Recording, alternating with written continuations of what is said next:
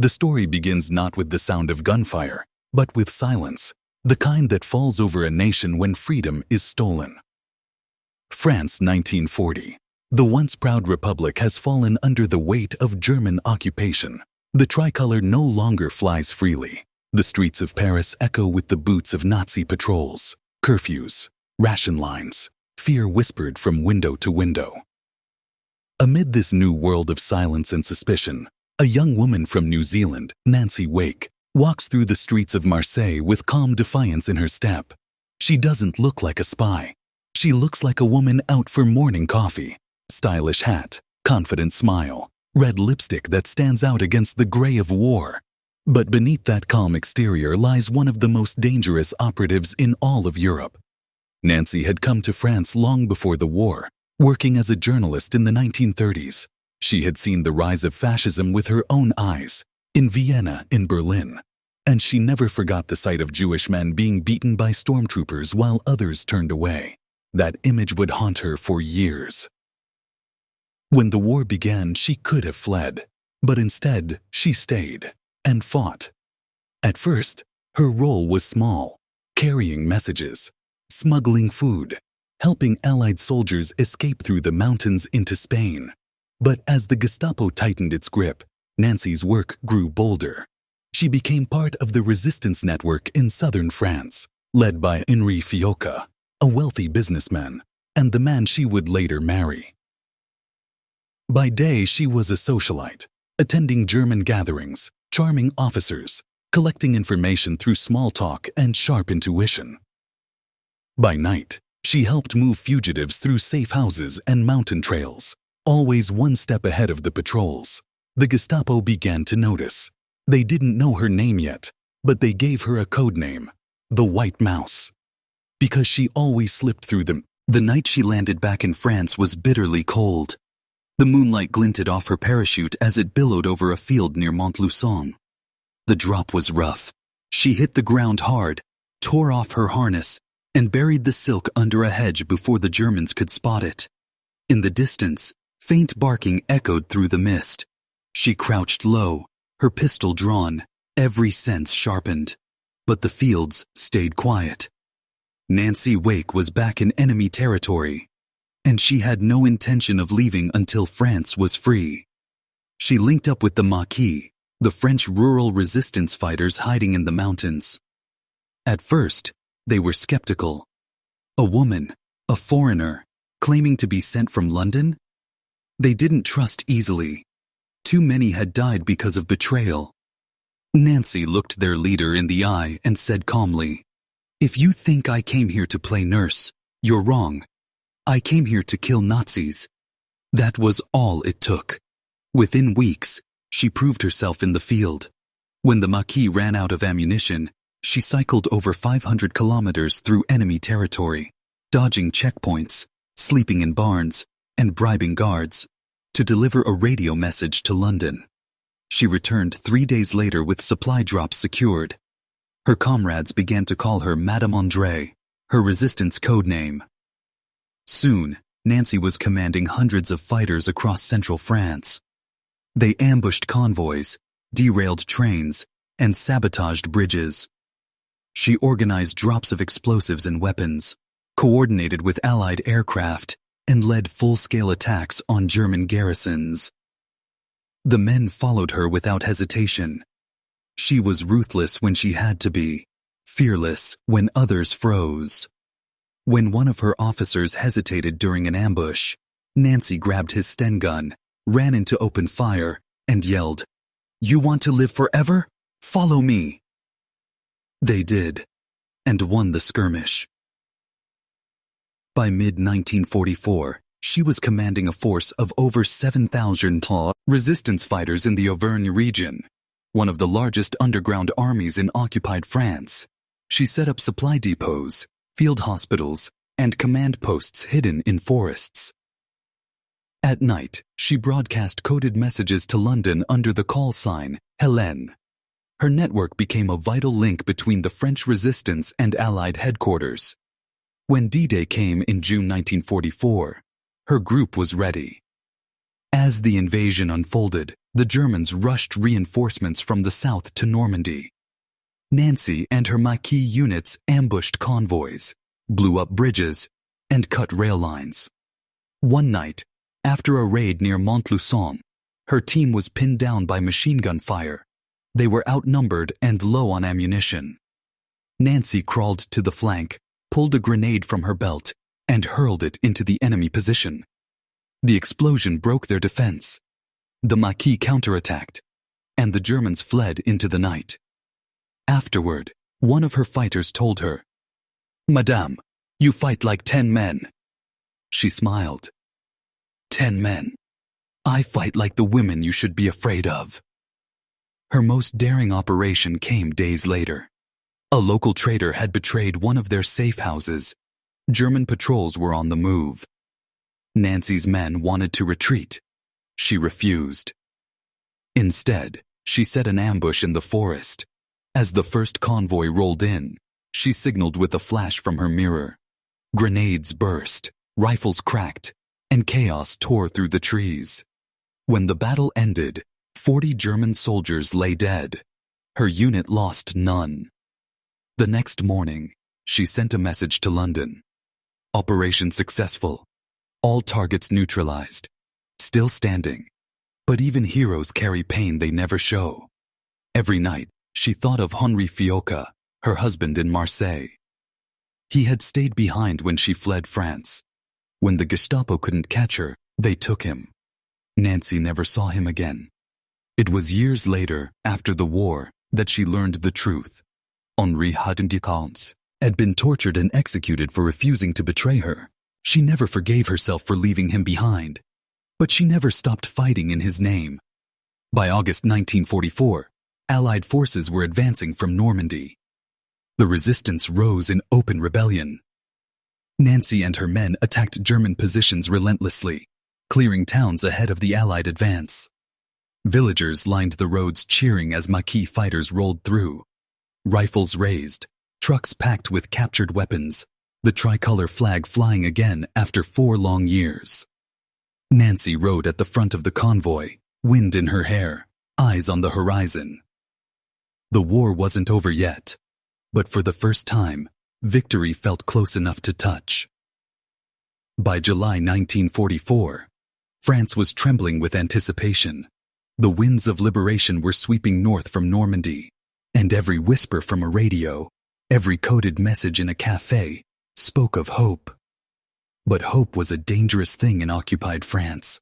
It made people brave, and bravery, in those months, could be fatal. Nancy Wake knew this better than anyone. For 4 years she had lived in the shadows, fought in the forests, and defied an empire. But now, as Allied troops pushed closer, the fighting grew desperate. And so did the Germans. They were burning villages suspected of harboring resistance fighters, executing prisoners, and retreating with brutality.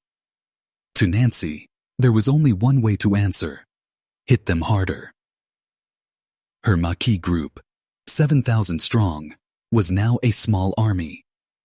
They ambushed German columns daily, sabotaged supply lines, and harassed enemy communication posts. Nancy moved among her men with a pistol at her hip and a map tucked into her jacket. She was no longer just a courier or spy. She was a commander, calm, decisive, and merciless when she had to be. One afternoon, as her men prepared for an ambush near Montluçon, a young recruit froze. He couldn't load his rifle. His hands were trembling. Nancy took the weapon from him, checked the chamber, and handed it back. "You're fighting for every mother, every child, every life they tried to take from us," she said. "Don't think of killing. Think of saving." Then she gave the order to fire. Within minutes, the German convoy was in flames. Trucks exploded, ammunition cooked off, and soldiers fled into the woods. When it was over, the Maquis cheered. Nancy simply reloaded and said, "Next target." That same night, she sat by the campfire reading a letter smuggled from Marseille. It was unsigned, but she recognized the handwriting. Henri's handwriting. It said only, "I'm proud of you. Whatever happens, keep fighting." Tears welled in her eyes. For the first time in years, she allowed herself to cry. No one saw. Days later, her network received word. The Gestapo was retreating. The Allies were near Paris. But before they could celebrate, word came of a German column moving toward Clermont-Ferrand. Tanks, trucks, and over 100 soldiers. If they broke through, they could crush the resistant stronghold Nancy had built. She gathered her commanders under a tattered tent. Maps lay spread across a wooden crate. "We can't run," she said. "If we give them ground, they'll regroup. We stand and fight." Her men nodded. They knew what that meant.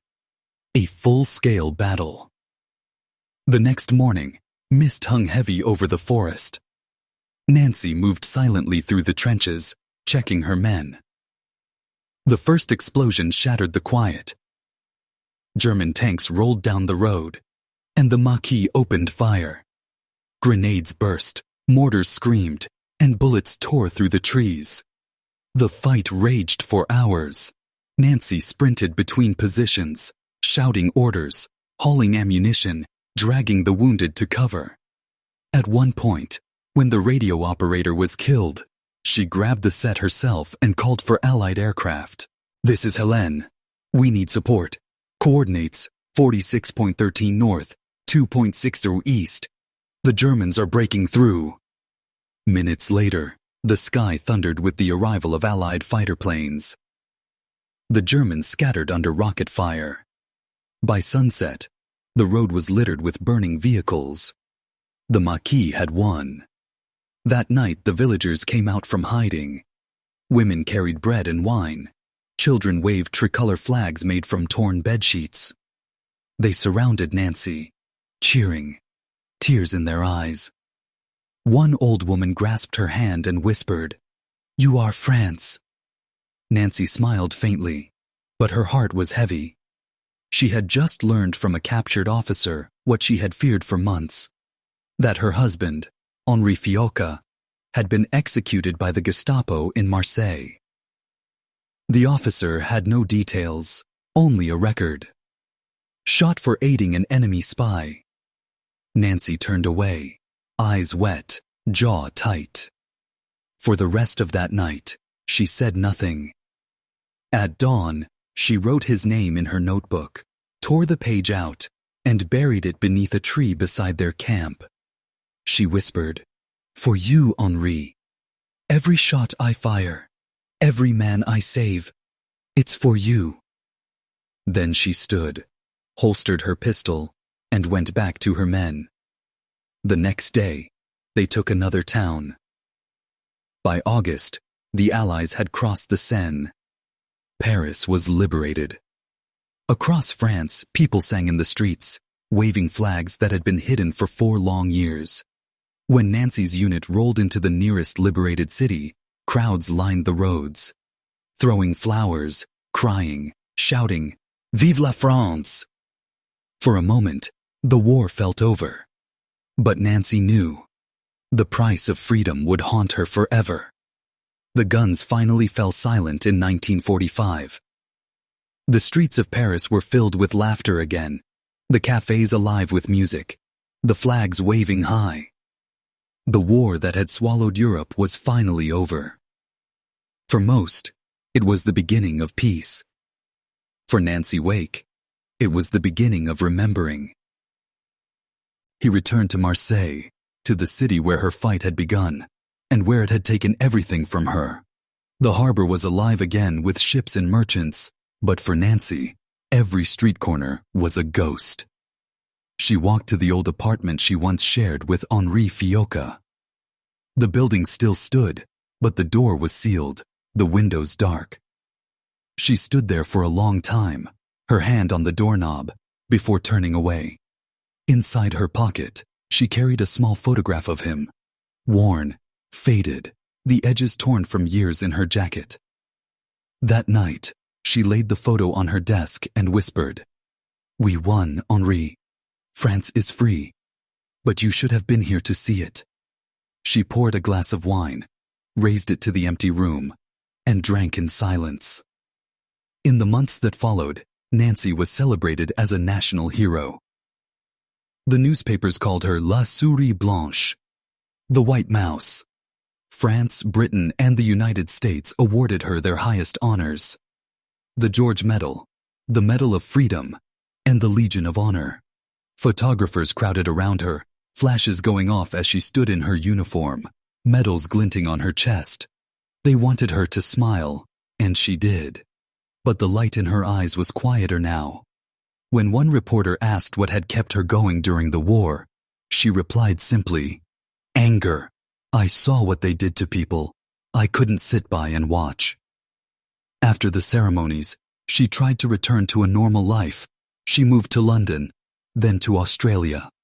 She worked for a time in intelligence, then in politics. But nothing ever felt the same.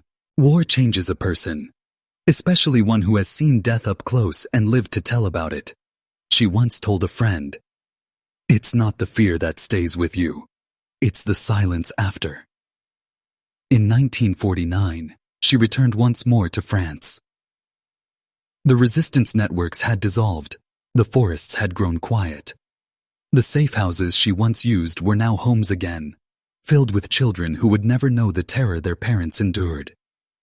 She visited Henri's grave for the first time. It was a small plot outside Marseille, marked by a simple wooden cross. She knelt, tracing his name with her fingers. Then she placed her medals beside the headstone. "You earned these more than I did," she whispered. She stayed there for hours until the sun began to sink below the horizon. That evening, as she walked through the village, the locals recognized her.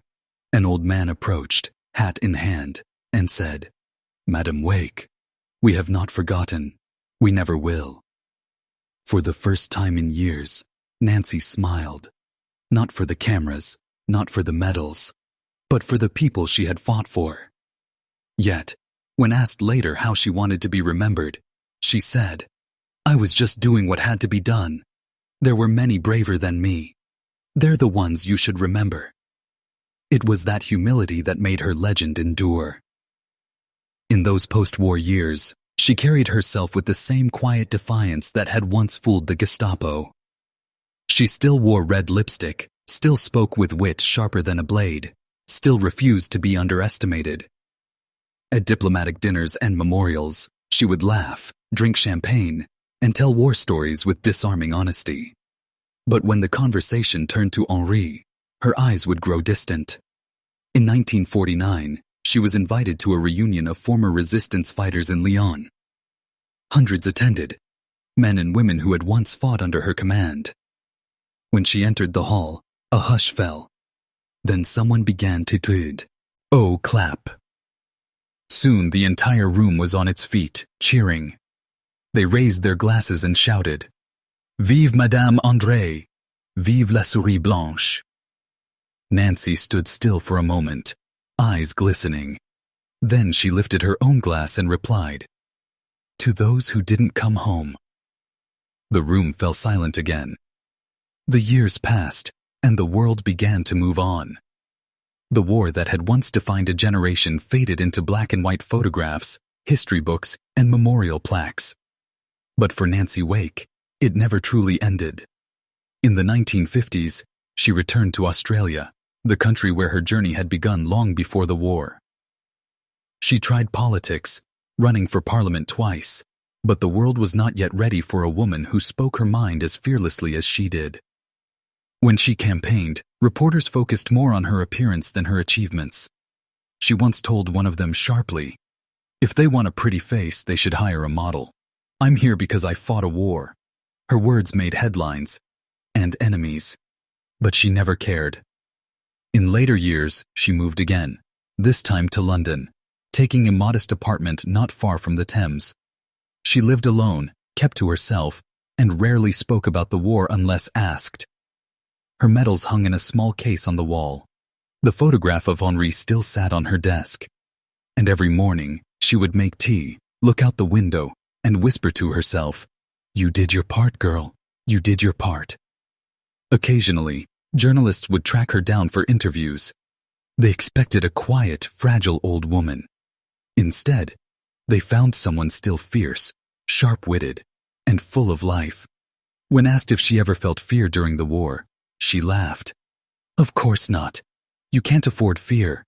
Fear gets you killed. I was too busy to be afraid. And when one interviewer called her a heroine, she rolled her eyes and replied, "Don't call me a heroine. The real heroes are the ones who didn't come back."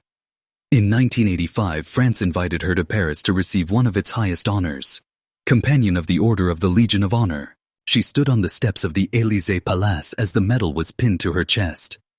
Cameras flashed. But this time, when they asked her to smile, it wasn't forced. As the French national anthem played, she whispered under her breath, "For Henri, for all of them." Even in her later years, she carried the same spirit that once made her the Gestapo's most wanted woman. She would spend evenings at her favorite pub, sipping gin and telling war stories to anyone who cared to listen. Sometimes she'd laugh until she cried, retelling how she once strangled a German guard with her bare hands during an ambush. Other times, her voice would soften when she spoke of the friends she lost, men and women who had risked everything for freedom. By the early 2000s, Nancy had become one of the last surviving members of the French resistance. Her name began appearing again in documentaries, books, and newspaper tributes. A new generation was discovering her story. A reminder that the fight for freedom often begins with the courage of one. When asked how she wanted to be remembered, she said, "I want people to know that women can be fighters too. That bravery doesn't belong to men alone." In 2004, France held a ceremony in her honor in Marseille. Veterans and soldiers saluted as the French flag waved in the breeze. Nancy stood frail but proud, her medals shining in the sunlight. When asked to speak, she said only one sentence, "I did what I had to do. Nothing more, nothing less." The crowd erupted in applause. As the years grew quieter, she moved to a retirement home for veterans in London. Her health declined, but her spirit remained unbroken. She still joked with the nurses, still wore lipstick every morning, and still toasted the war dead with a glass of gin. In her final interview, she was asked if she would do it all again. She smiled and said, "Of course I would. I'd do it twice, if I could." On August 7, 2011, Nancy Wake passed away peacefully in London. She was 98 years old. Her ashes were later scattered near Montluçon, in the forests where she had once fought as the White Mouse. The same woods that had echoed with gunfire now whispered only with the wind. As her ashes fell to the soil of France, a lone tricolor flag fluttered beside the memorial stone bearing her name. Nancy Wake, resistance fighter, the White Mouse, beloved of France. Her story remains one of courage, wit, and indomitable will. A reminder that even in humanity's darkest hour, there are lights that refuse to go out. She fought not for glory, nor for recognition, but for the simple belief that tyranny must never win. And in doing so, she became one of the most extraordinary figures of the Second World War. "Freedom is never free," she once said. "But if you have to pay for it, then pay." I did.